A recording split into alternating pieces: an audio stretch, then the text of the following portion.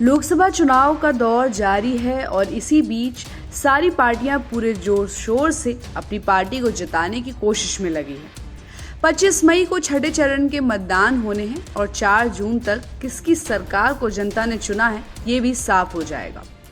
वहीं पहले चरण की वोटिंग के बाद केंद्रीय मंत्री अमित शाह ने खुलासा किया था कि कुछ विदेशी रिपोर्ट को लेकर उन्हें काफी चिंता हो गई थी, लेकिन तीसरे चरण की वोटिंग के बाद उनकी चिंता अपने आप दूर हो गई है। अमित शाह ने बताया कि तीसरे चरण की वोटिंग के बाद उन्हें पता चला कि विपक्षी पार्टी के वोटर बहुत कम मतदान कर रहे हैं। अमित शाह ने कहा कि वोट में कमी होने के कारण विपक्षी पार्टी काफी नाराज दिख रही है, क्योंकि परिणाम प्रधानमंत्री मोदी के पक्ष में है। ऐसे में लोग सोचते हैं कि गर्मी में बाहर जाकर वोट डालने से अच्छा है घर में ही बैठे रहें। एक इंटरव्यू में बात करते हुए अमित शाह ने इस बात पर दुख जाहिर किया कि लोग पहले से कम मतदान में शामिल हो रहे हैं। शाह ने कहा कि इंडिया अलायंस के वोटर्स इस टाइम काफी कंफ्यूजन में हैं।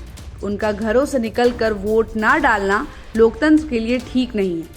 उन्होंने पिछली और इस बार के वोटिंग प्रतिशत की तुलना करते हुए बताया कि पश्चिम बंगाल, असम और त्रिपुरा जहां पर ज्यादा वोटिंग होती थी, इस बार वहां भी कम वोट डाले गए हैं। कम वोटिंग के अलावा अमित शाह ने इस बात पर भी खास गौर किया कि कांग्रेस पार्टी को जिन सीटों से ज्यादा समर्थन मिलता था, उन सीटों पर भी पार्टी को कम वोट मिल रहे हैं। विदेशी एजेंसियों को सही से सर्वे न करवा पाने की बात कहते हुए शाह ने कहा कि बीजेपी जमीनी स्तर पर चुनाव लड़ रही है।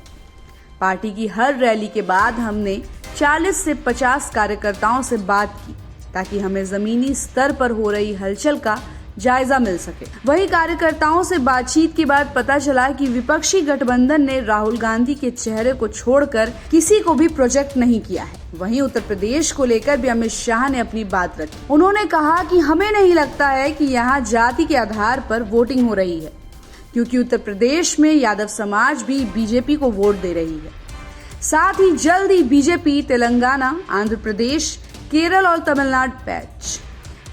तमिलनाडु में भी बड़ी पार्टी बनकर उभरने वाली है। बाकी आपकी क्या राय बन रही है इस समीकरण पर, हमें कमेंट करके जरूर बताइएगा। और ऐसे ही खबरों के लिए आप देखते रहिए सहारा समय का डिजिटल प्लेटफॉर्म।